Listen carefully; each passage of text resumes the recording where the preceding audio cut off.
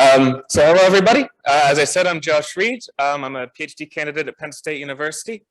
I've been working on this project with my advisors at Penn State, Yizhao Liu, Ted Janicki is in the audience today, as well as Emily Wang, my former advisor at UMass, and Eliana Zabalos, she's our collaborator at USDA. And this is our project, we're calling it Food Addiction and Obesity. And we've got some pretty interesting results that suggest that food addiction may be a factor that affects consumer demand at some levels. And I'm really excited to share that with you today. Before I can do that, a quick disclaimer, this research was funded in part by the USDA, but the findings and conclusions of this presentation are the authors, ourselves, and should not be construed to represent USDA or US government policy. And also that the findings of this presentation aren't the findings of IRI. With that out of the way, I'd like to present the primary question that this project is trying to answer. Can obesity or other physical or mental health conditions be linked to food addiction? I'm going to look at this question first by looking at two specific products, just to sort of keep things simple. We're going to look at soda, which is a potentially addictive product, a product which is potentially very interesting from a food addiction point of view. And in order to test the validity of our models, we've also included some results on the addictiveness of milk, which should be a plainly non-addictive product and hopefully shows up as plainly non-addictive. This project takes advantage of a really useful but somewhat underutilized data set, the IRI Med Profiler data set. And this data set is really, really cool. We get really detailed individual level health information, which we can link to consumer purchase decisions using the IRI consumer panel. The primary theory that we're going to be using to address this question is called rational addiction. The rational addiction model is a very widely used model in economics. It's been used for all sorts of products. Initially, it was used mainly for cigarettes. I've also seen it applied to cocaine, opium, various food products, energy drinks, for example, food and nutrients, sugar, salt, carbohydrates, as well as some more abstract things such as driving or theater going. It's a very commonly employed model in the economics literature. It stems from a work by Becker and Murphy in the 1980s. And this seminal work by Becker and Murphy described many commonly associated behaviors of addiction. What makes it rational addiction is that it describes people who are forward-looking, utility-maximizing consumers with time-consistent preferences. That is to say that it predicts that people are making dynamic, utility-maximizing consumption decisions with respect to their consumption of addictive goods. Empirical models of rational addiction, which I'll present further on in this presentation, are generally derived from first-order conditions of utility functions presented in this Becker and Murphy work. And generally, these empirical models focus on two primary themes. First is a reinforcement effect. This is the idea that present consumption can be significantly and positively correlated with past consumption, as well as forward-looking behavior. This is the dynamic consumption optimization aspect of it, where we see significant effects of either future consumption or future prices on current consumption. The reason why rational addiction is interesting from an economic perspective is because of the policy relevance. If we find that a product exhibits rational addiction, that implies something very specific about how it can be targeted for policy. Because consumers are considering future price, or their expectations of future price in their consumption decisions today, that means that, well, if I put a tax in place, a consumer who's addicted to that product is going to say, oh, look, I got to pay this price for a long time. This is going to cost me a lot of money. And even a relatively small tax in that case can have a fairly large impact, much larger than it could in just a static sense.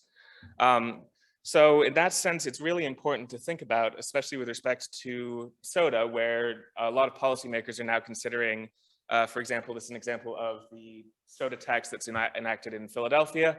There's a soda tax in Berkeley, for example, and a couple other places, Chicago, as well as New York's experimented with a selective soda ban, a ban on the sizes, higher sizes, and all of these serve to increase prices. So the idea is that if consumers are going to see these prices and see these future price increases, they might change their behavior today, even in response to fairly minor price increases. There is a problem that has sort of plagued the rational addiction literature for quite a while, but it actually has a solution. This problem is called the milk addiction paradox. It was first elucidated on by Alden Grutendorst in 2003, so quite a while ago, 20 years almost. And they found the spurious evidence of rational addiction to seemingly non-addictive products, things like milk, but also things like eggs and oranges. Laporte, Das, and Ferguson found that this seems to be a result of saddle point dynamics associated with intertemporal optimization problems, basically fancy math stuff. And very recently, as of last year, 2021, Dragan and Raji presented a improved reduced form specification of this rational addiction model. It's an AR1 model as opposed to an AR2 model, meaning that it only uses past consumption as opposed to both past and future consumption. And this, they've showed it solves the milk addiction paradox. So in their model, they show that milk is using the same data that Alden Grutendorst had access to. They show that milk is non-addictive, where cigarettes are addictive. So these are the two models that I'm using. First, I have the canonical AR2 rational addiction model. This is the one that pretty much everybody has used. This is what Becker and Murphy initially proposed. And as I said before, this is an AR2 model. So the reinforcement effect the outcome variable here is present consumption. And the reinforcement effect is seen by a significant positive effect of past consumption on present consumption. Whereas the forward-looking behavior aspect is indicated by a significant coefficient of future consumption on present consumption. Turning now to this recent empirical refinement by Dragan and Raji. Now, once again, we see that present consumption is the outcome variable, and that a positive coefficient of past consumption is indicative of a reinforcement effect. But in this model, the forward-looking behavior is indicated by a significant coefficient on future prices. I've also modified this model a little bit to account for the panel structure of our data. Specifically, I control for income, as well as a time fixed effect and a individual fixed effect. As I said before, we have a really interesting data set we have access to, the IRI consumer panel. It's like the Nielsen consumer panel in that it has access to really detailed information on consumer purchase decisions. But we will be making a pretty big assumption that I'll come back to a little bit later, but we're going to assume for the moment that monthly purchases are equal to monthly consumption. The really interesting thing about this data set is the Med Profiler survey, which has detailed health information on the panelists in the consumer panel. Specifically, we can calculate the average adult BMI from the heights and weights of participants in our panel. We also have access to health information. Depression and anxiety could be really interesting. We could see whether households contain children, as well as many other aspects of physical and mental health. If you think something would be super interesting from an addiction point of view, please let me know, and I could probably look at it. So all in all, we get data for about 22,000 US households. About 10,000 of those households consistently consume milk, and about 5,000 of those households consistently consume soda. Great. One last lingering and empirical problem. Quite often we find that a household won't purchase any soda or any milk in a given month.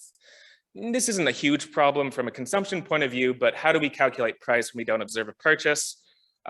Basically construct a measure of price, which is specific to each consumer. It's specific to the chains they observe to visit, the region of the country they live in, and the brand and size they typically purchase. So we calculate the average price for each brand and size and match that to the consumer's modal brand and modal size. This measure of price is highly correlated with observed prices, and we get a mostly complete view of prices, which is awesome. So now we come to the results. This is our estimates of the AR2 rational addiction model. And as you'll see, the reinforcement effect has been indicated by a positive and significant effect of past consumption on present consumption, and forward-looking behavior is indicated by a significant effect of future consumption on present consumption. Now, in this model, we have regular soda, and we'll see that both of these coefficients are significant and in the right way. So yes, regular soda is rationally addictive. Now, we could probably just stop there and say, oh, great, regular soda is rationally addictive, that's great. There is a problem, so is milk. So obviously a model that is going to say that milk is addictive is probably going to say that pretty much anything is addictive. So is this model particularly useful? I don't think so. Fortunately, as we've discussed, this problem has been solved. This is the milk addiction paradox in action. And Dragon and Raji have proposed this AR1 solution to the milk addiction paradox. So once again, in this model, the reinforcement effect is indicated by a significant positive coefficient of past consumption on present consumption, and forward-looking behavior is indicated by a significant coefficient of future price on present consumption. So in this model here, milk is not rationally addictive. Great. However, neither is soda. So from this, we're sort of concluding so far that there's not much more evidence for rational addiction to soda than there is evidence of rational addiction to milk. We do have one more trick up our sleeves. Here I present a sort of novel methodology. The idea here is that addiction is sort of a heterogeneously distributed behavior within a population. Some members of the population might be addicted to a product, but only a certain portion of them. This methodology takes advantage of our data at our individual household level. The basic idea of this method is that we run individual level rational addiction models for each individual household. It's a pretty natural extension of both the canonical AR2 models and the modern AR1 models. So we need to summarize these results. An ad hoc strategy you might think about is running all the regressions for each of the households, taking in the means of the coefficient estimates and the means of the standard errors, and saying, all right, those are summarized. That doesn't quite work, but fortunately, people thought about this quite a long time ago. Swamy in 1971 proposes an asymptotically efficient estimator for the mean coefficients vector, as well as an unbiased estimator of the variance covariance matrix. So these are the results for the average coefficients of our AR1 model. As you can see here, we still don't have a significant coefficient for forward-looking behavior. So in this model, we would not necessarily say that accounting for consumer heterogeneity increases the evidence of rational addiction to soda, at least on average. There is somewhat interesting results when we look at the individual regression results and sort of pick out which households are rationally addicted to soda. We found about 1% of households are rationally addicted to soda. This is not a huge number, especially considering that about 2% of households are rationally addicted to milk by using this same model. But there are some interesting patterns here. Specifically, we see that obese consumers are significantly more likely to be rationally addicted to soda than their lower BMI counterparts. Somewhat interesting result. So our end conclusion here, can I save questions to the end? Great, thank you very much. So the end conclusion here is that rational addiction to soda is rare, but somewhat more likely for obese consumers. Soda is no more rationally addictive than milk necessarily, and this is a pretty good result for this recent empirical refinement in addressing the milk addiction paradox. We do, however, see some evidence that of rational addiction to soda at the individual household level, and slightly stronger evidence of rational addiction for obese households than to lower BMI households. A couple next steps that we might want to take is something that we've already started doing is to assess disproportionate evidence of rational addiction across different health conditions. I mentioned anxiety and depression is an interesting one. Having children isn't really a health condition, but it is still an interesting effect, whether the household consumes regular or diet soda. We want to expand our product set. We could look for rational addiction in a wider range of products, for example, chips or ice cream. An interesting idea that we've been thinking about is sort of a natural experiment idea where we use local soda taxes to provide a situation where consumers are really, really aware of a future price increase. Right now, our price increases are somewhat random. And the final empirical refinement we could do to this is to have a fully dynamic model. Gordon and Son present this model of both stockpiling and addiction, which could be super interesting because stockpiling, i.e. the ability to buy a bunch of soda, whatever, and then store it for later, could play a confounding role with respect to addiction. So with that, I'm out of time, and I'm happy to take any questions. Yes. Yes, things out.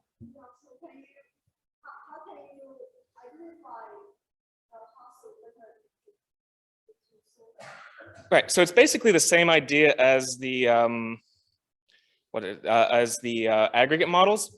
We're looking for a positive and significant coefficient for past consumption, as well as a significant coefficient for future price. And I also restrict to make sure that the price coefficient is at least negative. So this is like an aggregate level regression. We take the individual level regressions and look and say that a household is rationally addicted if it meets these qualities.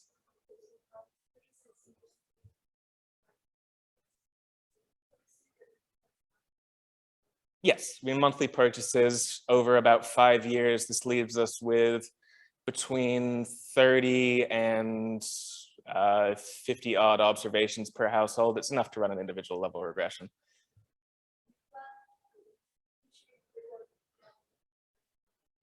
Yeah. You'd think it would take a while, but they're just regressions, so they run pretty quickly. It does kind of take a while, though. It sort of takes up my computer for a whole day to do it, but it's not the end of the world.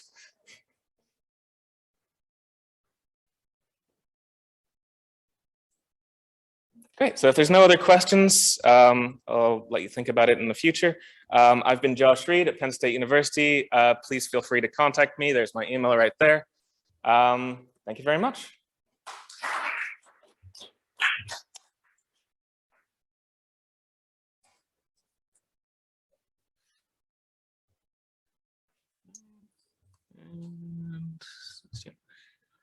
Are we screen sharing still? Yes, okay. It's just share the whole screen.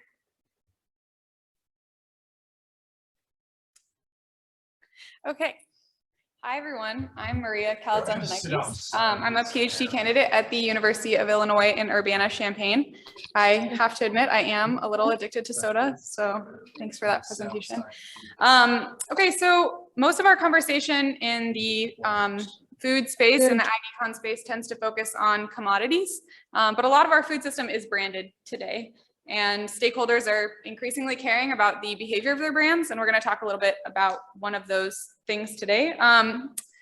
Most times at AAEA, you're not starting with a content warning, but I do want to flag that today we're going to talk about a company that rebranded to address racism. And in this presentation, you're going to see photos and the names of the original packages that were on the shelves. So if you need to step out, that's fine. Okay, getting to it. So this paper is called Consumer Responses to Rebranding Racist Food Packaging, the Case of Aunt Jemima. And I did this with my advisor, Dr. Ellison, and Dr. Tiffany White. Okay, so as some of you may know, in the food space, in 2020, there were lots of brands that were changing. So Uncle Ben's changed to Ben's Original. Mrs. Butterworth is in the process of changing. Cream of Wheat removed the image of the chef, and Aunt Jemima changed their name and removed an image. And consumers are often willing to pay a ton of extra and go for their preferred brands. This is partially because brands can reduce risk for consumers. They go to the grocery store and they see a product that they know that their kids liked it. They know what to expect and how long it's going to take to cook. But also consumers care about how the purchasing certain brands makes them feel and what their purchases signal to other people. So things like people who purchase Ben & Jerry's ice cream are people like me, or people who purchase Busch Light corn cans are people like me. And brands generally are very valuable to firms. So rebranding is a huge decision. The literature shows that rebranding for these firms, it was done under unique circumstances. Rebranding tends to be really internal and highly planned, and instead it was hurried and generally motivated by external criticism. Renaming is generally pretty rare, and when it does occur, it usually happens because of something like a merger or an acquisition. And usually if that happens, it's accompanied by this really large advertising push to say, oh, this original brand is the same thing as this new brand. And that would be hard to do in this situation. There's very limited research on how consumers respond after companies are associated with racism. One example that has happened is they looked at tweets after New Balance was publicly associated with racism. and white supremacy and when they distance themselves from that. And there's no research to our knowledge that evaluates consumer responses to rebranding. There is a Harvard case study that sort of highlights firms' concerns about rebranding, where they said, oh, we don't know if we do rebrand, if consumers are gonna think the product tastes the same, or if consumers are gonna be confused, or if some consumers are gonna reject this. And we do hope to answer some of those questions with this research. So companies' rebranded efforts differed in a few ways. First, the extent of rebranding differed. So some companies removed images from their packages, and some also renamed their brands. So you saw a few examples of that in the images on the first few slides. They also differed in the reasons that they gave. So some companies really outright said, hey, we are rebranding to address racism in our packaging. They said that on social media and PR statements. And sometimes they sort of skirted the issue or said sort of other reasons.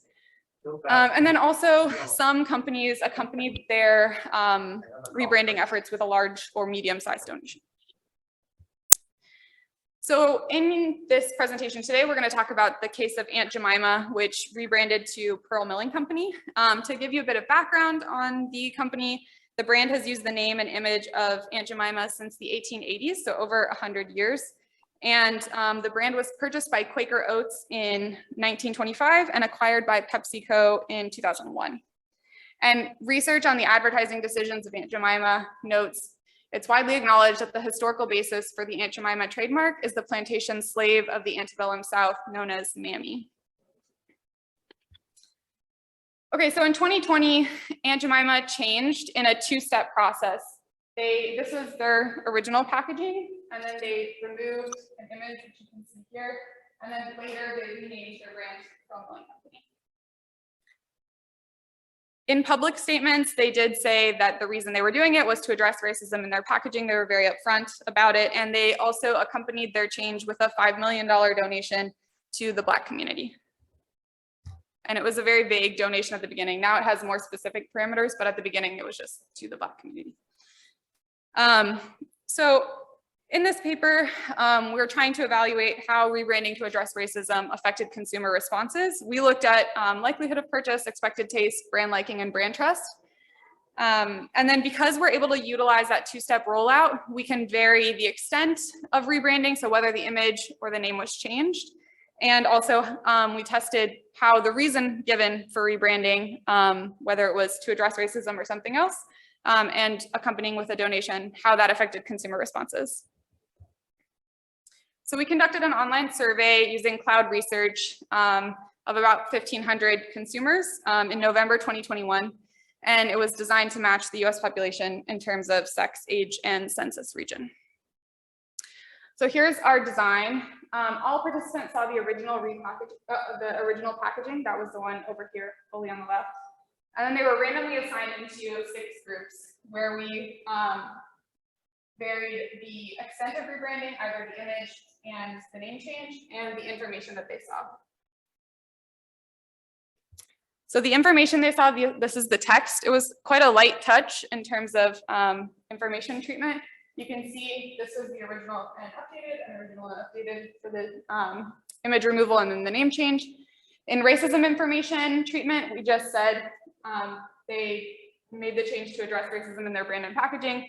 In the racism and donation, we also added a line that said they pledged $5 million to support the Black community. And then in our alternative information, we said it was to increase interest in their brand and packaging, which is a common reason that people will update their brand image.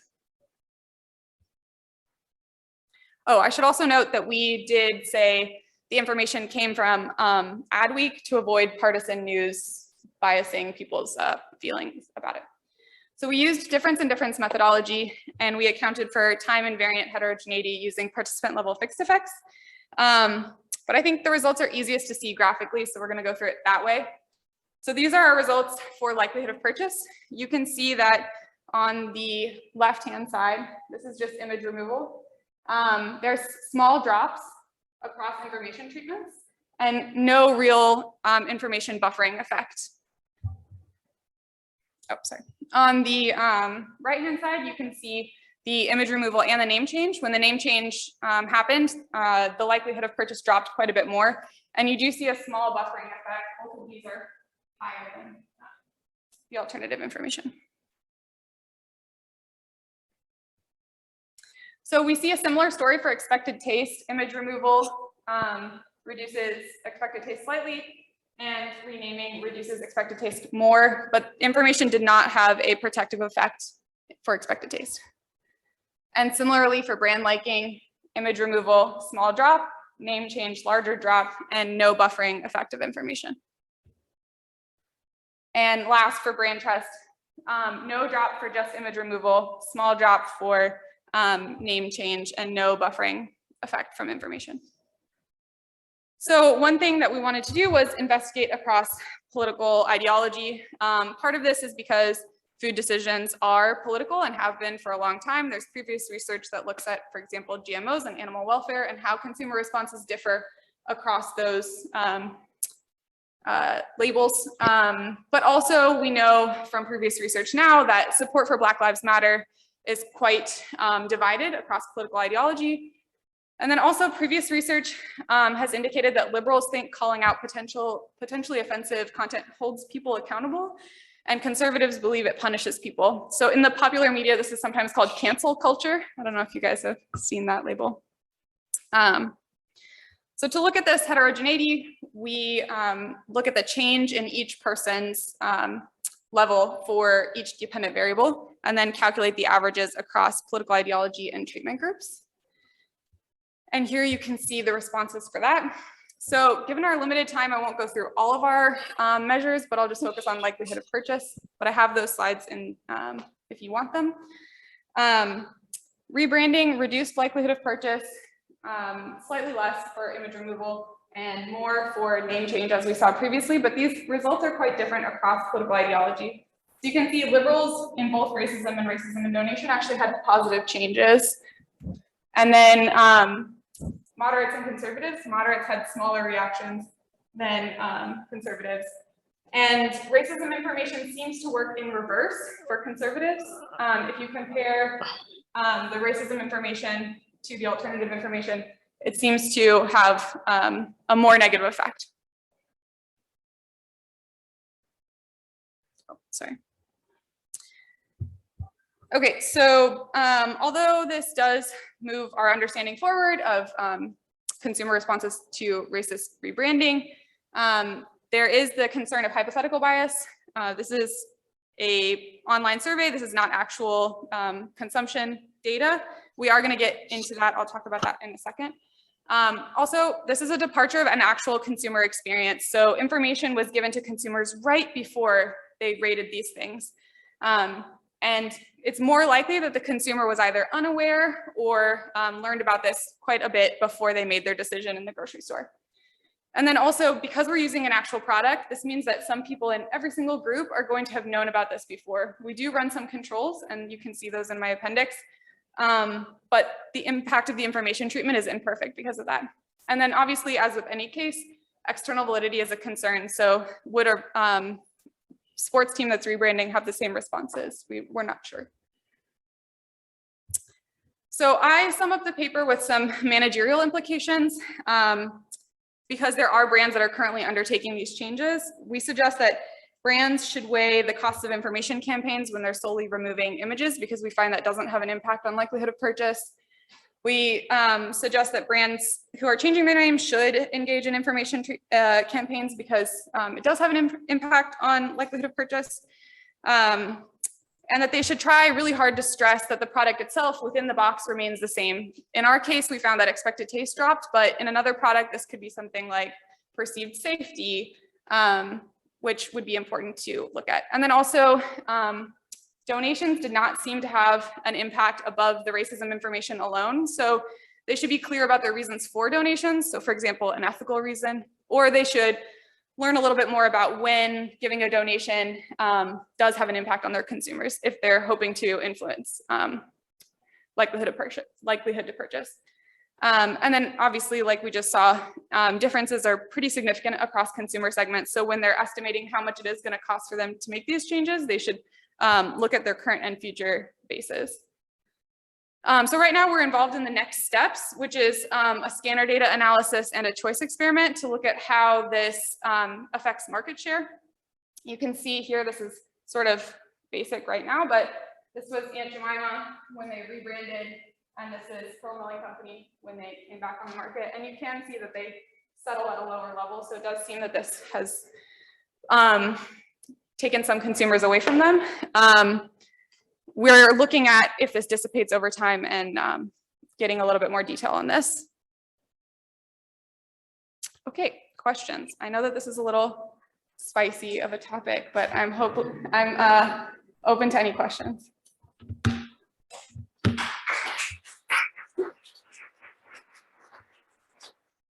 Yeah. I think this is going to be a short-term phenomenon. This idea that people will change their purchasing decisions or as people get more familiar with.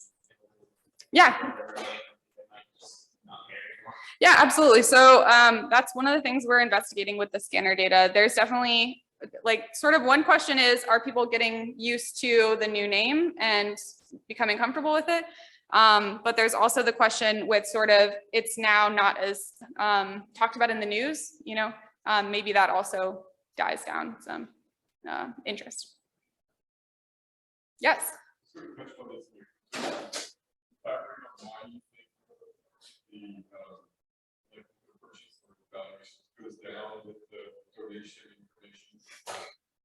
With racism and donation, yeah. So we don't find a difference between racism and donation in general. What about the one you're Oh, okay. Yeah, it is lower. I think people are more bothered by it. The people who are bothered by this change are more bothered by the donation. But even among the liberals, right? Yeah, it does seem less. So we just added a choice experiment, and we asked probably 20 questions about the donation at the end because we were so baffled that donation didn't have a positive effect. And I'm just getting into that now, but it does seem like in general, people have feelings about the amount, who it might be going to. So it may just be that some of it is, this is such a light touch where we just said it's $5 million going to the Black community, that's not enough information.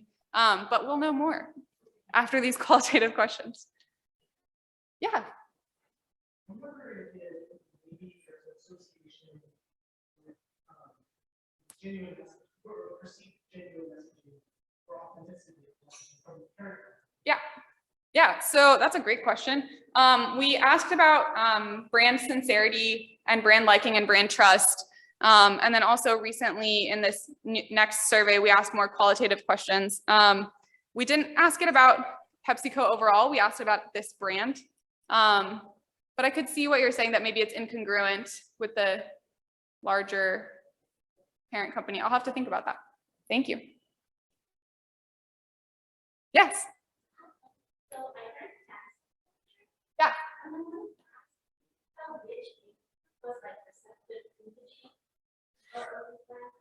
Yeah, that's a good question. So I did look at things by age, by, you know, sex, by education level, by other things that people might find interesting. I do think the stronger dividing line here is politics. But age, you know, younger people were more receptive, but also younger people were more likely to be liberal. So whether it's one or the other, that's a good question. Yes.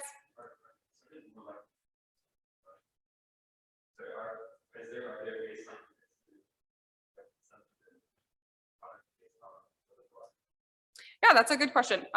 So we ask consumers how much they purchased on a regular basis, like how frequently they purchase. I haven't looked at that by political ideology. If you're thinking about amount, most of the people in the US are in this moderate category, and then slightly more in the conservative category. So if you are Aunt Jemima and you're making this decision, this does look costly to you because these are your larger consumer groups. But I'll have to see. I would imagine that, yeah, it wouldn't be hugely divided beforehand. Right. Yeah, that's a really great point. Yes. I'm also wondering, if you detected drop off in brand recognition. So it's a chain, and people can find it. Absolutely. Yeah, so we're partially testing that with this next choice experiment. We have one treatment that's no information. And I do think the no information captures that brand recognition a lot better than the alternative information does. Because the alternative information here, you've seen the original brand and you've seen this, you know, the new brand afterwards. And we've told you that it's changed. So you don't get that loss of brand recognition. I do think that's a large part of it. If you walk through the store and you used to buy Aunt Jemima, it doesn't look the same. And Aunt Jemima did rebrand more, perhaps radically, than other brands. So Uncle Ben's changed to Ben's Original, which still has the name Ben in it, and it's still in the same font, and it's still the same color. So I think a consumer could more easily see, oh, hey, it's probably the same brand. But also Aunt Jemima has a really hard history with this. If you look at the original, hold on, I have it here. If you look at the original packaging that they've had, this is a really old brand. And where did I put it? And they felt that there was no way to continue to have this as their brand name. I mean, there's so much historical basis that they didn't think that they could keep the name Aunt Jemima, Aunt or Jemima, and not distance themselves enough from what their branding used to be.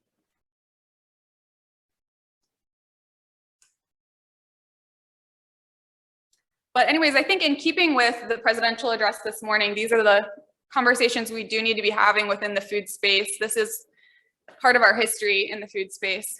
Yeah.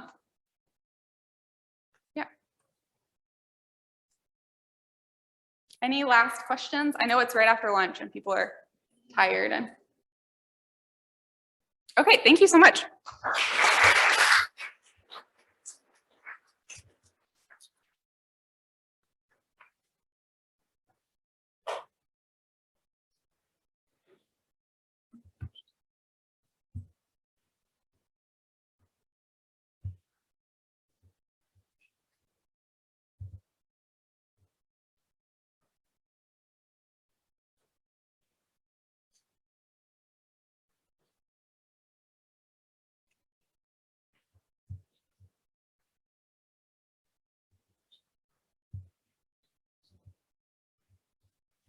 Yes.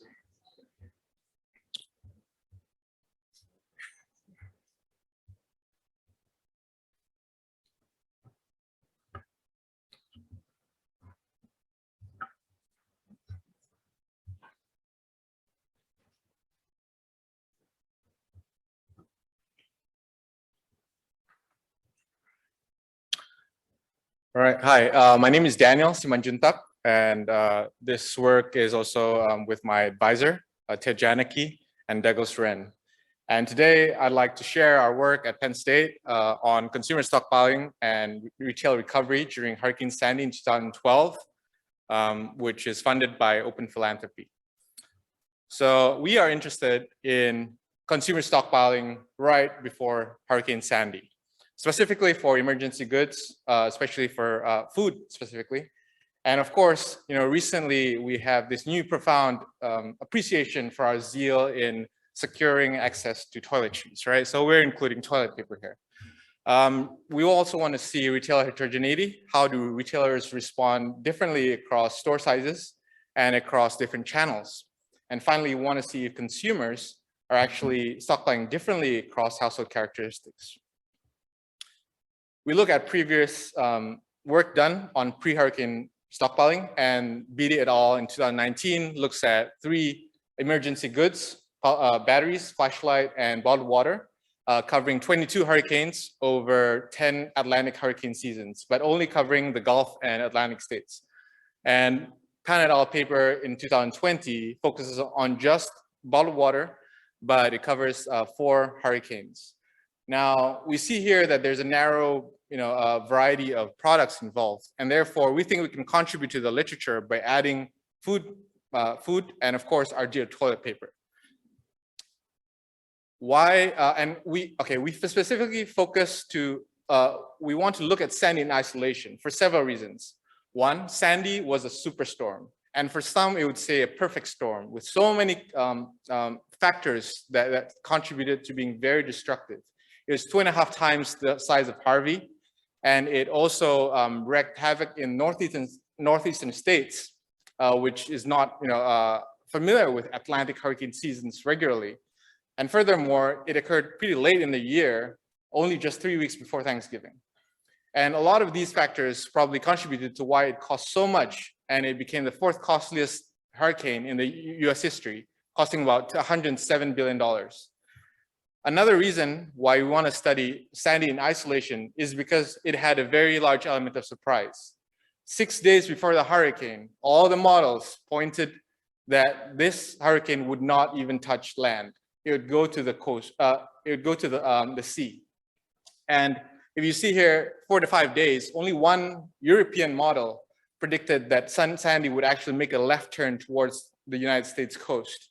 And only 3 days before the hurricane made landfall, did all the models converge to predict that Hurricane Sandy would land in New Jersey. And that's when state emergencies were declared. So you had 3 days in advance to know that this superstorm is coming, right? So this is a large surprise compared to all other hurricanes after Katrina.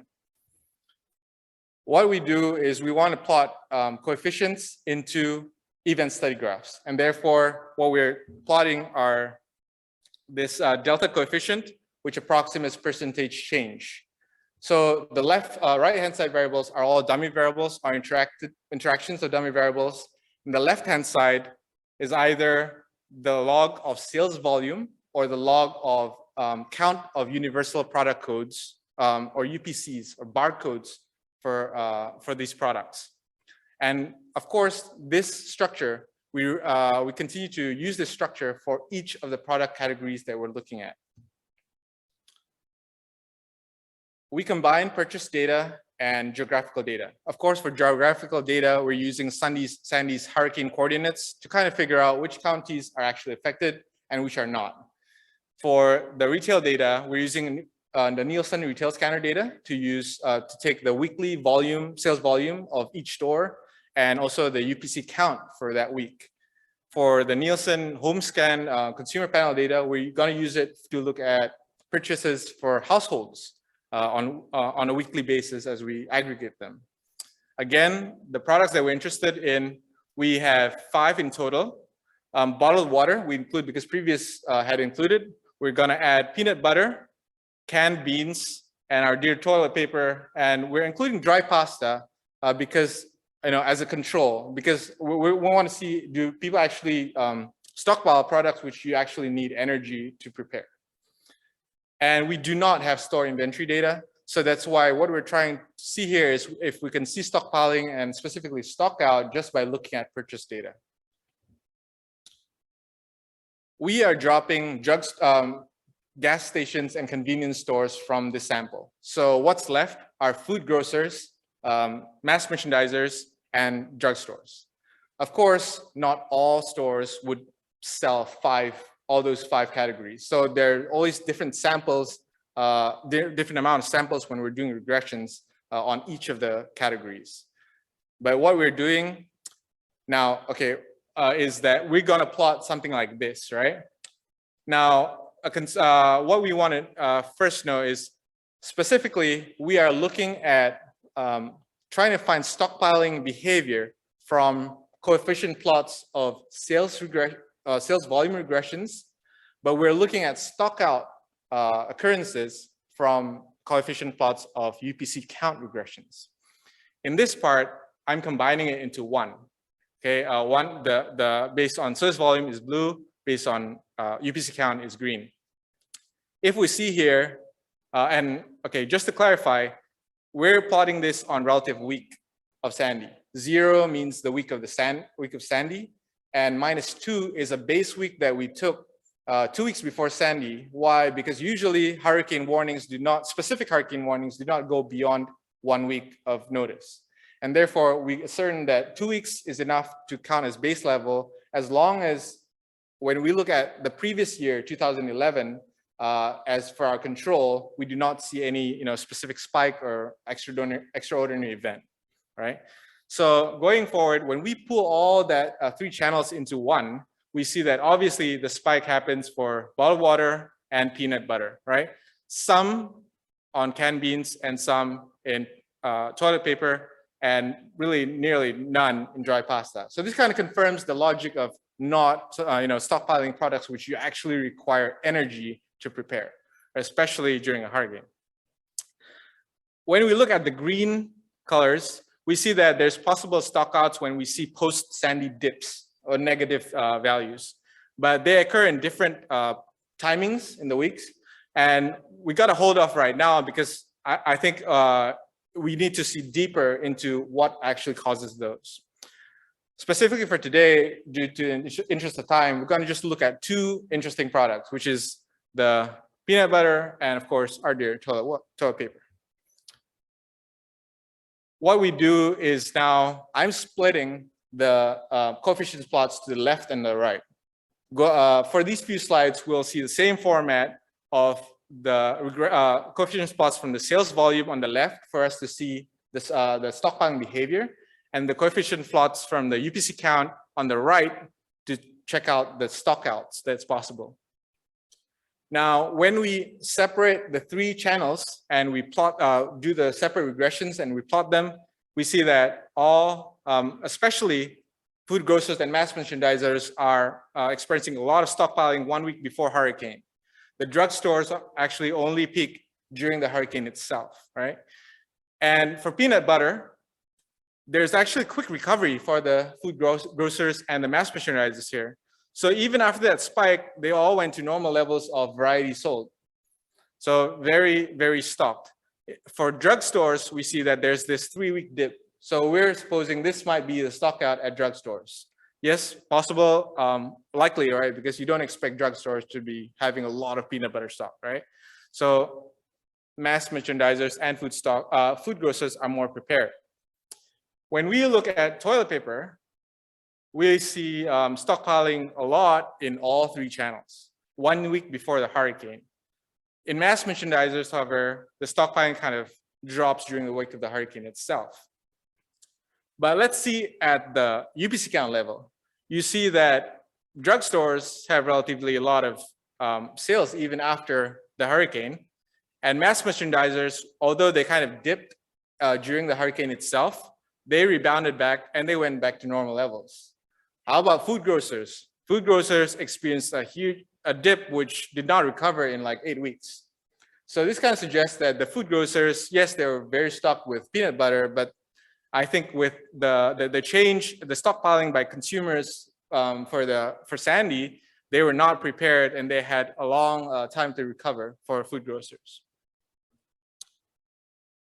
We're not satisfied just to see that. We want to see heterogeneity within the channels across different store sizes. Now, we do not have store floor area. So what we do is, let's take the annual volume, the 2011 annual volume of bottled water sales, right? It's a fast moving consumer good.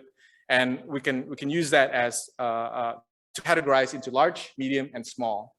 And of course, because food grocers and mass merchandisers sell bottled water at a totally different scale, here I think like about 80% of food grocers sell more than 90% of mass merchandisers. Therefore, we make a separate table and we use different cutoffs for both of them. It's not a problem because we're going to analyze them separately, and we see in the following graphs. So within food grocers themselves, right, divide by small, medium, and large, we see that, of course, we see we see stockpiling of peanut butter in all of sizes. Especially, of course, it seems that the first place they go to is the large ones, the green, which is 50% increase in sales 1 week before the hurricane. But again, after that, people go to the small and medium stores to stockpile on peanut butter. Are they prepared for stockpiling of peanut butter? If you see here, none of them dipped post-Sandy. So they were very, very armed with peanut butter, so to speak, right? So no stockouts, and it's good. I mean, especially for peanut butter lovers like me. If we look at food grocers again, just then we'll look at toilet paper, right? You see huge stockpiling, especially, I guess, in the small food grocers. But in the large food grocers, you see in the green, it even dropped during the week of Sandy itself at T = 0. So this is confirmed by the right-hand side plot where the green already dips at Sandy Week. And therefore, this suggests that large food grocers are the ones which experience the toilet paper stock out early, right? But as you see here, actually, in the end, 1 week after the hurricane, all the food grocers kind of ran out of toilet paper. And it took them about 5 weeks to recover. So this was kind of, this is the information that we get, that food grocers are generally not prepared for a toilet paper stockpiling. How about mass merchandisers? We see that for peanut butter, they experience a huge stockpiling in all sizes of stores. Are they ready? Yes, they are. None of them dipped for the first like 4 weeks after Sandy. So they're also well armed with peanut butters that they did not experience any stockouts. Again, good for me, a peanut butter lover. And for toilet paper, are they ready? Were they ready? They did experience some stockpiling 1 week before the hurricane, but it's interesting that all mass merchandisers seem to have no stockpiling in them 1 week during the hurricane week itself.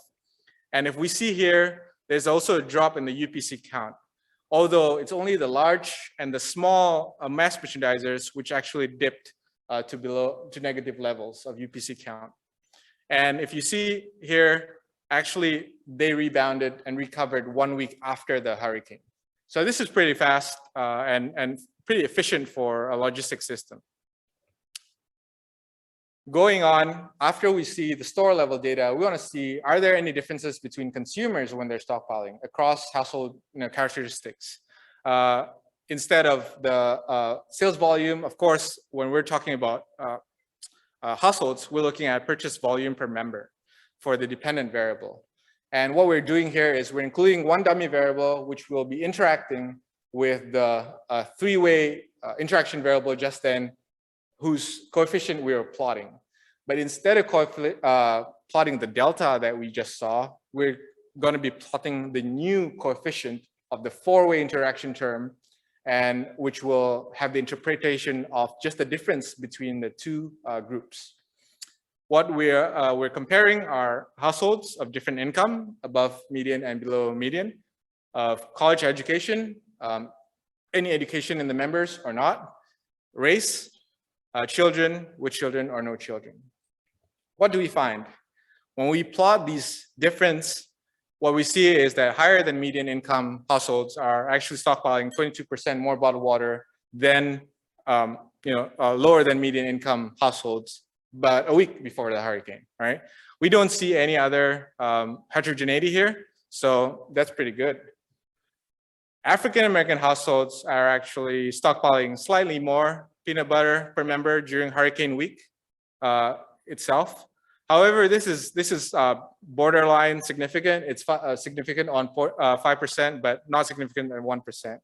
And finally, college-educated households are stockpiled more canned beans before the hurricane. And again, good for us. In toilet paper, we're all one, right? And finally, yeah, just to conclude, most stockpiled is toilet paper, peanut butter, and bottled water. Drugstores are least stocked in peanut butter, while food grocers are least stocked in toilet paper. Large food grocers are the ones who ran out early for toilet paper, but all the food grocers were recovering very slowly. Mass merchandisers had some stock out, but they recovered pretty quickly, right? And all grocers and mass merchandisers were very well stocked with peanut butter. And finally, there's some heterogeneity, but pretty small, and we don't currently have any explanation for it. So this is the slide that we have. It's not representative of the Nielsen data, the Nielsen company. Its conclusions are from ours alone. And yeah, we're open to any discussions as we also plan for future studies.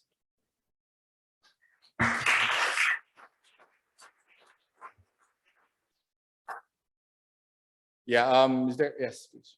I might have missed this, but in terms of, the stock out or ability to get more, is there kind of, like, do the distributors have kind of a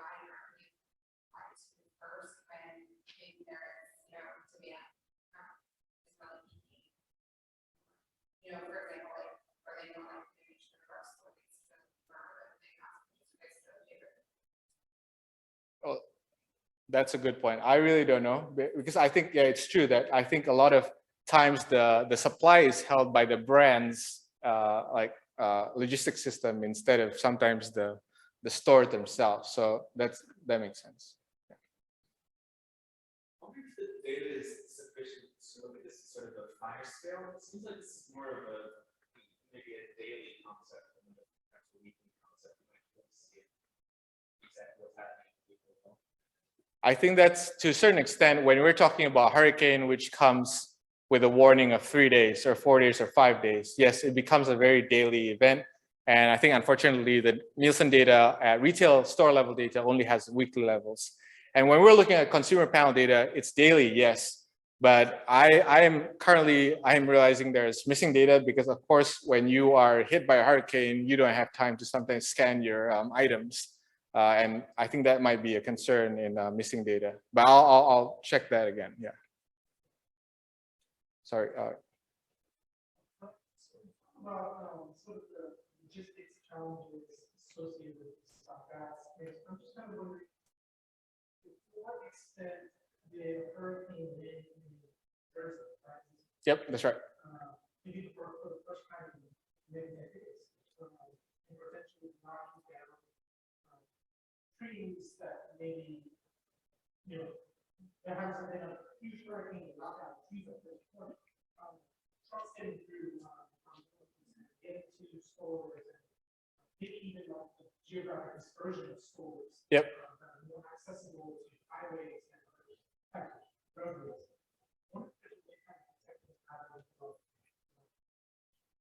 That is a good point. I think that has been in our minds, but the way the Nielsen data works is they actually they take the names out, so you're not supposed to be able to detect stores, and without doing. I think previously before 2006, they did even they had the zip codes for all the stores. But now they took it out so that we cannot analyze each store and identify them. So I think that's a concern, but I think it's a good point, and I think we should continue to figure out how to detect that. I noticed that the sales before the store. Yep. There is so many like floors after the store.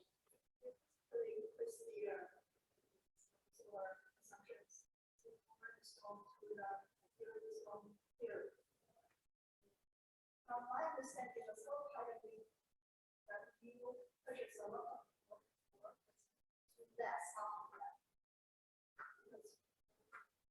Yep. You've already stockpiled so much, you got to start using them, right? Yeah. So I think.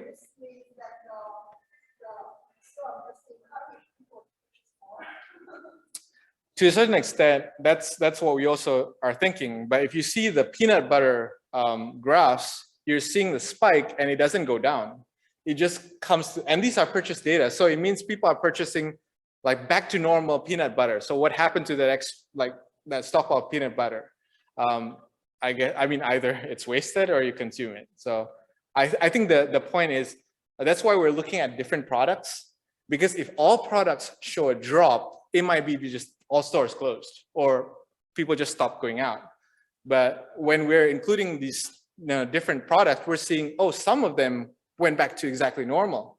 Some of them dropped, and therefore that's where we kind of suspect something is amiss. It's not the same. Yeah. Oh, sorry. Well, I think it's the same time. So. You may want to consider comparing this to a false alarm.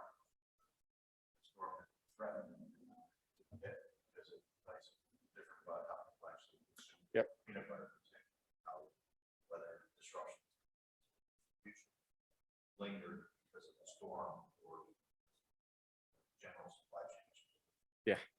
Yeah. So that's definitely something that we should try to look at, and that would include forecast data, right? Like comparing what's forecasted and what didn't happen, and then compare like areas which were forecasted to happen and did not hit. And I think BD et al. In 2019 did that kind of thing.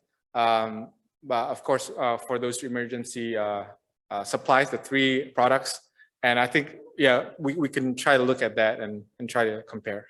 Yes. Thank you. I'm also wondering, I'm following up with the question up there. Is there information in your data to identify a capacity to store these types of products in the household, maybe across different demographics? You mean the store's capacity?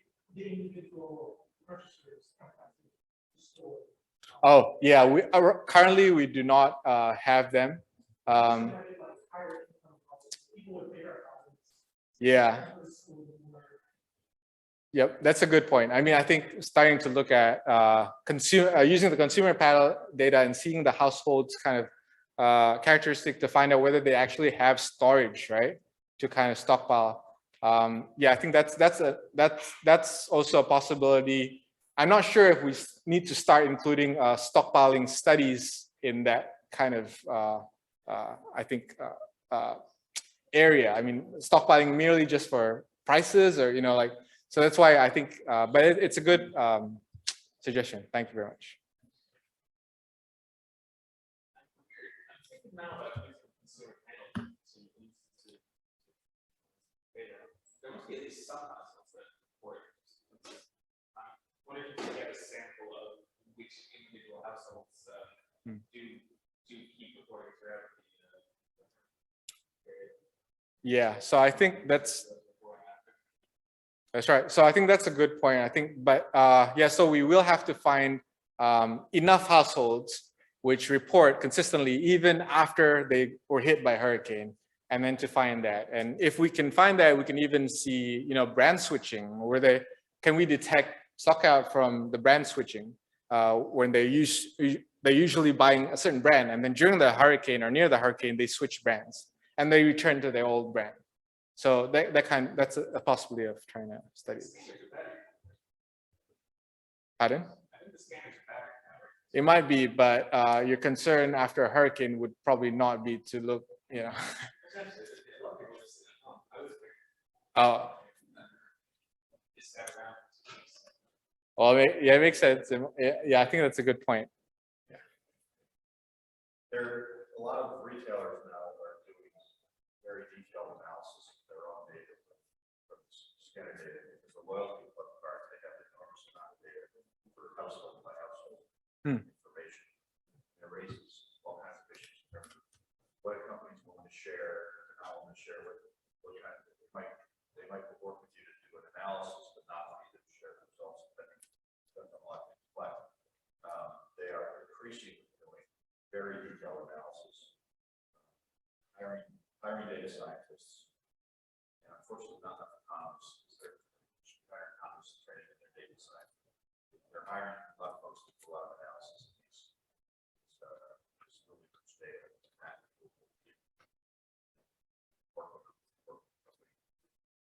You access to answer a lot of questions that you can ask. Yeah, definitely. I mean, stockout is expensive for the company, and I think even some mass merchandisers are hiring meteorologists, right? So, yes.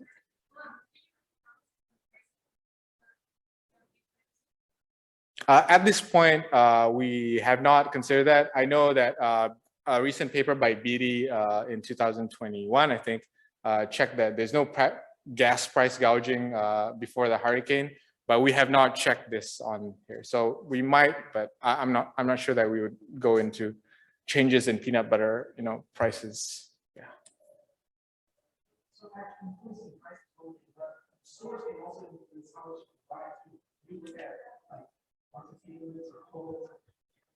Yeah, we thought of that. I haven't actually checked, but I played with the idea that how do you detect these quantity limits that stores actually put on, yeah. So I haven't checked that. I think we might consider how to detect that from the data or something, or consumer panel data, right? Seeing the consumer purchases. Do I still have time? Okay. Well, if there's no other questions, thank you very much. We appreciate your feedback and questions.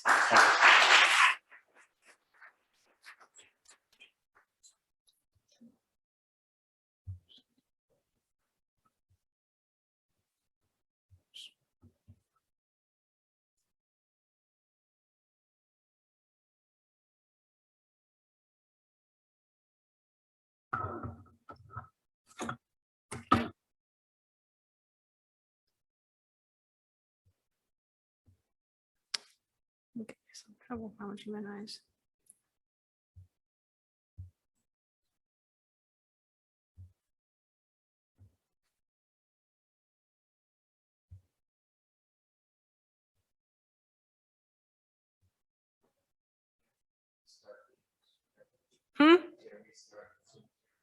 Mm-hmm. Let's do that. Let's see where to go.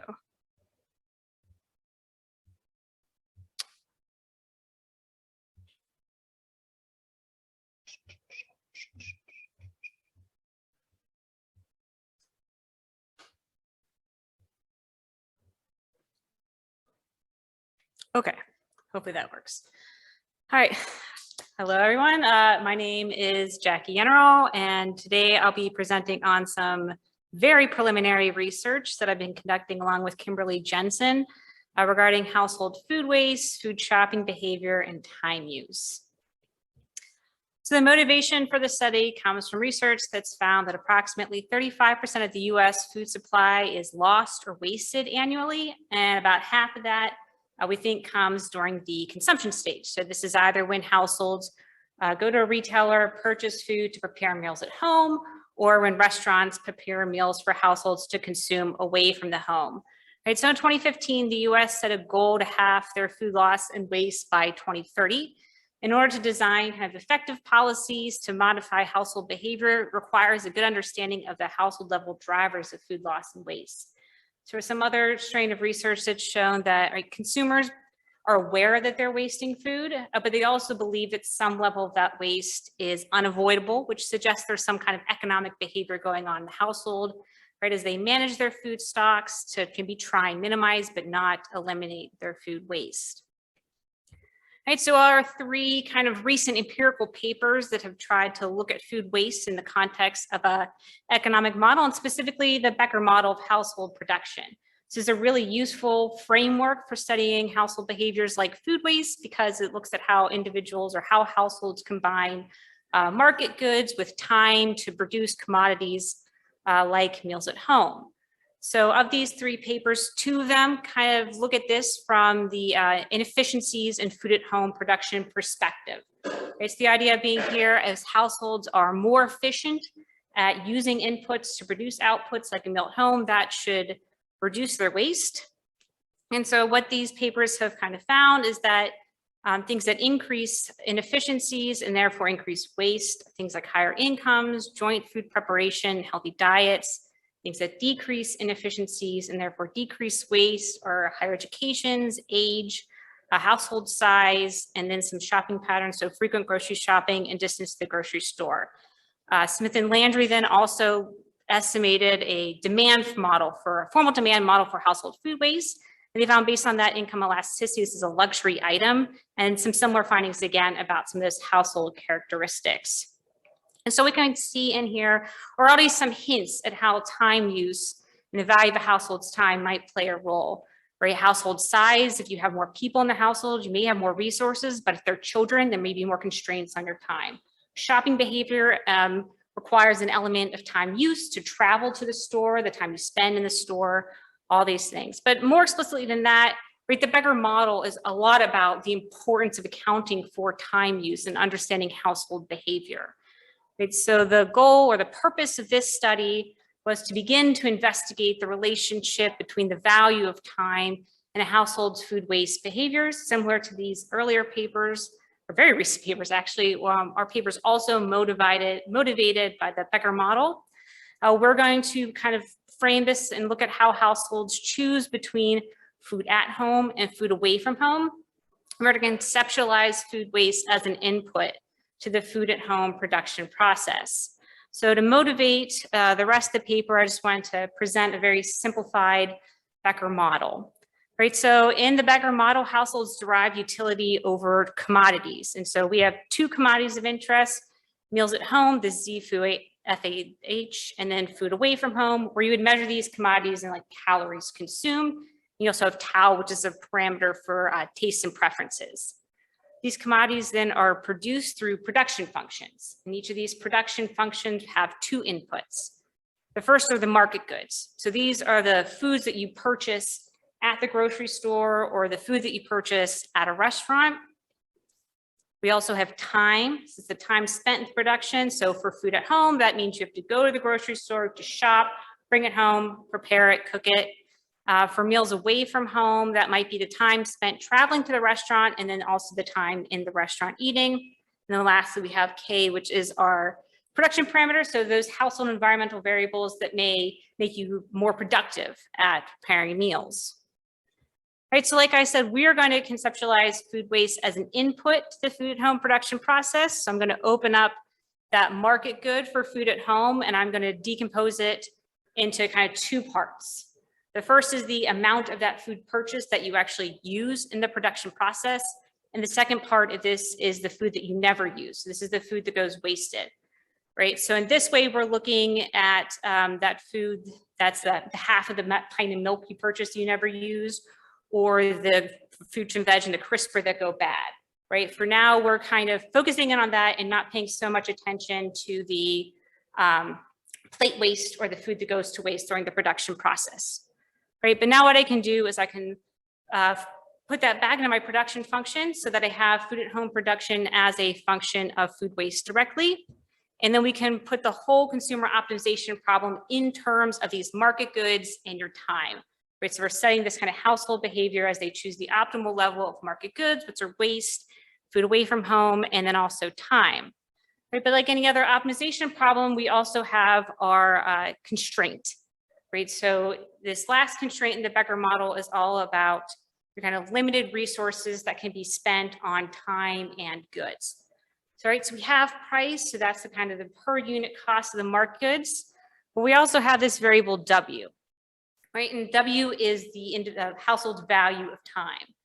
And so because he's coming into constraints, we know that in the kind of optimization process, what will drive household behavior is the relative value of time to price, right? So as that value of time becomes much greater, we would expect households to substitute away from time and towards market goods. Right, so what we hypothesize is that as this value of time increases, we would expect to see households spend less time in food at home production. This could translate to greater food at home waste. And we might also see households then substituting away from food at home production and in towards food away from home. And so the outcome of these optimization models are these market good demands. And so we're going to focus in this paper on correlates for these first three outcomes. Again, food at home waste, expenditures on food away from home, and time spent in food at home production. So the data for this project came from an original survey. It's a two-part survey that was administered by Qualtrics in May 2022 to a national convenience sample. To be included in the survey, you had to be at least 18 years of age and the primary food shopper. In the first survey, we asked a lot of household characteristics. We also asked the respondent about their employment status and their wage, which we calculated from their monthly income and typical hours worked. Then 1 week later, we administered the second survey. And this is when we asked about all those household food shopping behaviors in the last week. So time use, expenditures, and then also about your level of household food waste. So to measure household food waste, we used a validated survey instrument that was developed by Van Herpen and colleagues. And so I say validated because in their original paper, they compared how their recall survey did to other measures or other methods for measuring food waste, such as photo coding, diaries, and kitchen caddies. These other methods tend to perform better, right? And so what they did find in their analysis is that the recall kind of underestimated overall household food waste, but it was picking up on the same variation, right? So the recall was able to similarly separate households into high and low food waste. It picked up on the same variation in the types of food waste, so by food categories and then by waste type. And this is also why we have this two-stage survey design. In their survey, they have you survey households once and then tell them to pay attention to their food behaviors, and they come back the next week with the hope then that this will help to improve their recall. So in this survey, food waste is defined as the food intended and appropriate for human consumption. So it will be excluding scraps, but includes all edible food and drink that's purchased and brought into the home. And to measure food waste, it's done in two questions. The first is they ask about the approximate amount of food wasted in the last week for specific food categories. So fruits and vegetables, rice, bread, dairy products. So households are asked about the number of portions, which we use hand portions to measure. And then after the fact, we convert this into grams. Then they're also asked what was the most common food waste state. So they're asked for each specific food category, was most of your waste completely unused, partly unused, a meal left over. So this is anything left on a pot or a pan or a plate, and then leftovers after storing, right? And so we're going to be most interested in those first two categories, the completely and partly unused food. So here are some of the descriptives for our sample. That first line is the total amount of food waste in last week, which we'll use as our outcome variable. When we found that households on average wasted about 452 grams. That is a little less than the Van Herpen study. We do find that most of that food waste by weight at least occurred in dairy, starch, and then fruits and vegetables. So like I said, we're most interested in this partly and completely unused. So we also wanted to look at how common that was amongst our different kind of food categories. Unfortunately for this study, we're not able yet to separate these out. So we're going to use this overall amount, but just to show that, again, this blue bar, which is completely and partly unused, that is driving at least 50% of the responses. So households are indicating that is comprising a lot of their food waste. So then our last week food shopping and time use variables. We looked at grocery shopping, which most households did, 95%. Cooking at home, 65% of households did. We asked them about the time spent, right? So the time spent in the store and cooking are going to be our two measures of food at home production. And the restaurant use, so about 73% did use a restaurant, and that will be, and expenditures will be our measure of food away from home. So in our empirical framework, I introduced that value of time variable. It didn't tell you how we're going to measure it. So we're taking an opportunity cost approach, which means I'm going to value that non-market activity, food and production, using a market activity work. So for households that are in the labor force, I'll directly use their wage. For those that are not, I'm going to have to impute a value using the two-step Heckman method, which I'll talk about in the next slide very briefly. We'll use just the data from the first sample, so I have a much larger sample size. Then in the second step, I'm going to estimate that relationship between the value of time and my outcomes of interest using both surveys, so much smaller sample size, about 351. Right, so the challenge with imputing a wage is that there are likely these unobserved characteristics that influence both my choice to enter the labor force and my wage. So I can't just use a subpopulation. Instead, I'm going to use this two-step Heckman method because it'll help to correct for some of that sample selection bias with that inverse Mills ratio. Then from that second stage, I will predict a wage for my individuals not in the labor force. Right, so these are the variables we included in the selection, both X and Z are in the selection, and then just X is in the wage equation. So Z becomes our kind of instruments due to my time constraints. I'm not going to review the full results. More than happy to put them up if everyone would like to see them. We did estimate separate regressions for males and females because they face different labor forces, and we found that the post-imputation wage sample mean was about $24 per hour. So like I said, this is an extremely preliminary analysis, so I'm just going to present some results from a least squares regression. On the right-hand side of this slide are all the variables we used, right? So our value of time is the wage I just talked about. Kappa and tau, those taste and production parameters. We have a couple different measures for these, right? A cooking skill index, how much do you cook? Do you like to cook? Food safety index, are you concerned about eating food after it's past its date? Do you have help preparing meals? And refrigerator availability. Other things we also control for household income, age, gender, whether or not you're married, if you live in a metro county, and we also have regional fixed effects. All right, so here are our very preliminary results. Each column is a different one of those outcomes, and that first row then is your value of time.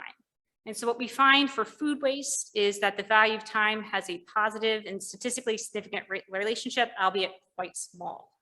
We don't find that the value of time influences any of our other outcomes of interest, whether it's time spent grocery shopping or in food preparation or at food at home expenditures. We do find that income influences your time spent in grocery store. Wealthier households like to spend less time shopping, but they like to spend more on food away from home. And some of these other variables, so this fridge access has an influence on your time spent food prep, and the cooking skill index, right? If you like to cook, you spend more time cooking, so that's a pretty intuitive result. All right, so like I said, these are extremely preliminary findings. We find a relationship that's a little bit consistent, but we also know we have a lot of work left to do. So I'll just leave a very quick conclusion slide. And the other thing I'd like to say is I do think this Van Herpen survey could be very useful for future research. Like I said, you get 2 opportunities to interview a household. So it gives you more chances to kind of ask questions while still minding the burden on the respondents. So that's all I have. And I'd love to take any questions.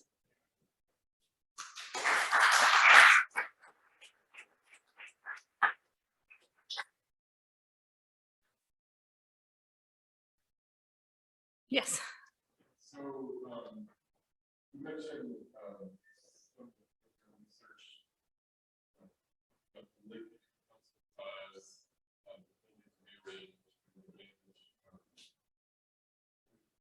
larger households. Does that show up in your, does that factor show up in your numerical results? Let me put up, and we'll see if these are readable. So household size, yeah, so larger households in our sample waste more food, which is the opposite, I believe, is what's been found previously. I do think, and I'll put this, I didn't have a chance to talk about this, some very basic household characteristics. Because of the way this survey was done, our sample is not representative at all.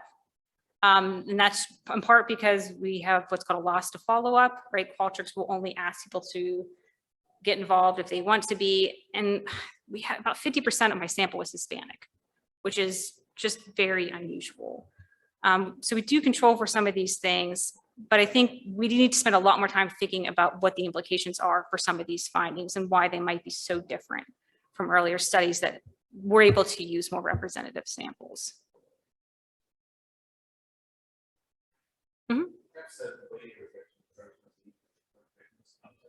Yeah, that's a really good idea, right? Thinking about, yeah, because we have these things I could certainly derive some weights.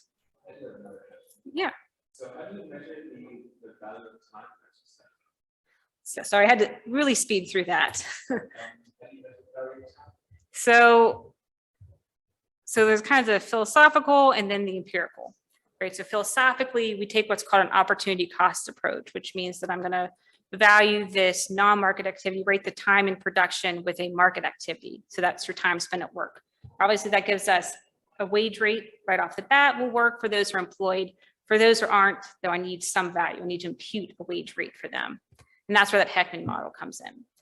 Right. So from that, I can predict a wage rate for those who are not in the labor force. And so that becomes their value time. This is just kind of one way to do this. I think this is another area that's a lot of potential for research and thinking about like what is the best way to value your time spent in food at home production. This is very general. Yes. Just to follow up on that, with this method, how do you handle automated status, multi-unit household, household?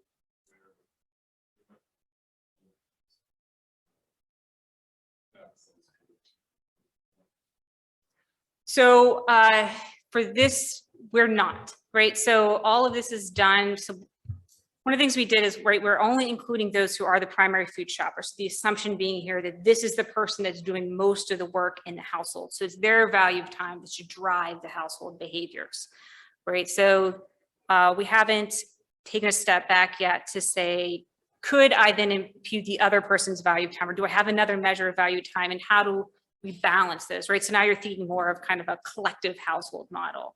We haven't gotten there yet. I will say we do control for that though in this value of time estimation, but we, again, didn't ask that level of detailed questions about the other household members' employment status. We just kind of control for that along the way.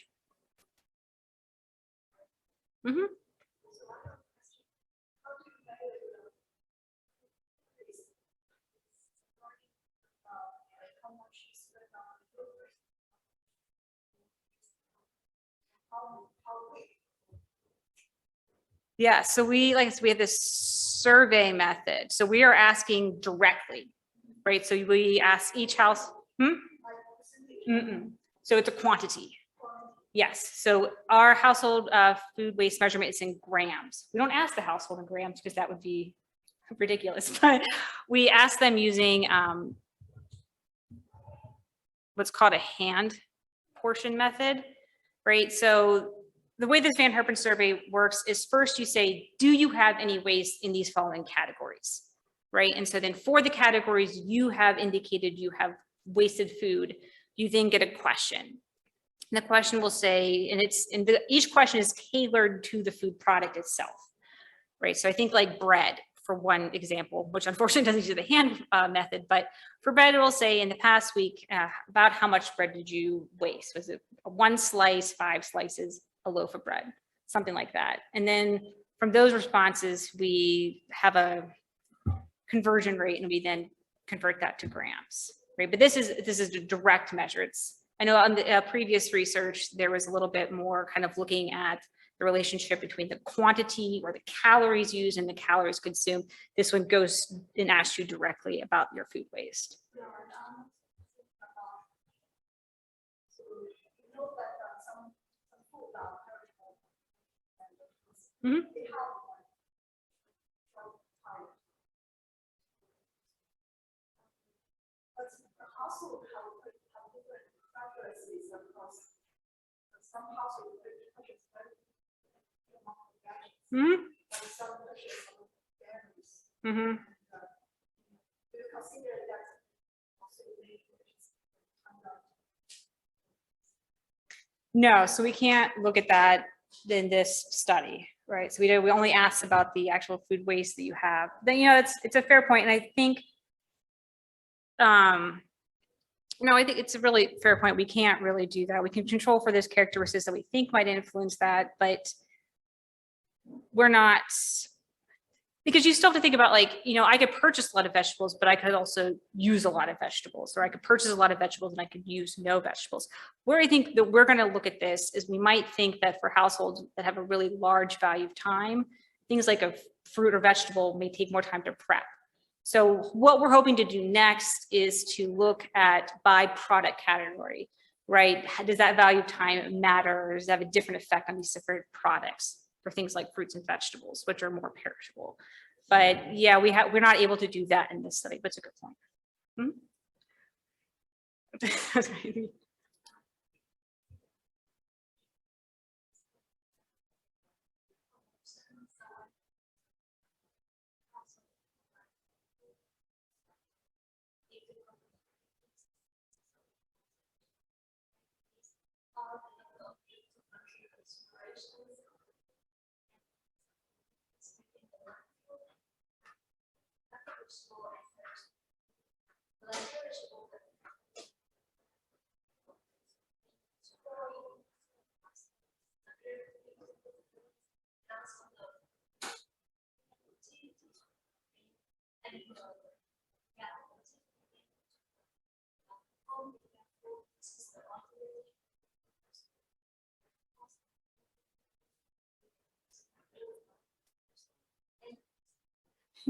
Many things, yeah.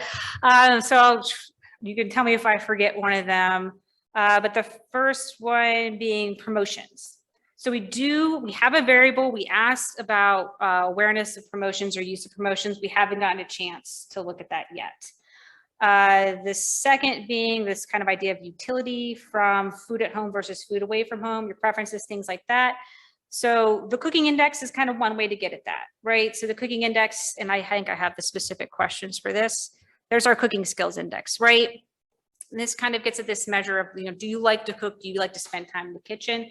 So we are able to control for that. We also were able to ask for some typical shopping behaviors, right? And so we're going to come back and try and incorporate those as well to see if that is useful. And I think I'm missing the other. Yeah, but yeah, these are all things that you're right, we do need to consider. Mm-hmm. Going back to your method of eliciting how much waste, were you able to compare that with the total amount of food, so you can compare the percentage of waste with previous studies? Yeah, no, unfortunately we couldn't. I've been just thinking about like, that's a lot to ask of a respondent. Yeah, I think it's, it's asking a lot just to get the amount of waste, but to do both of those in the same week would be extremely difficult. So unfortunately, we can't. So we go straight for this measure of food waste, and we're going to try and possibly all the work in your expenditures, although that's obviously not a good measure at all, but you're right. That's why I presented the Van Herpen results to try and compare. And I think that's the next thing that we have to do too, is to try and look at based on like national level results where they do have grams. The other thing we thought about doing is trying to convert it to calories, right? So we have grams, but a lot of this is generally measured in calories. In theory, we could convert what we have into calories. And so that's something we're going to think about doing as well, because that may be also more meaningful from a health perspective, right? How many calories are going to waste rather than just your grams, because obviously things like milk are going to weigh down that last estimate. Nothing else, you can give you your rest of it. Thank you guys so much. This is very productive.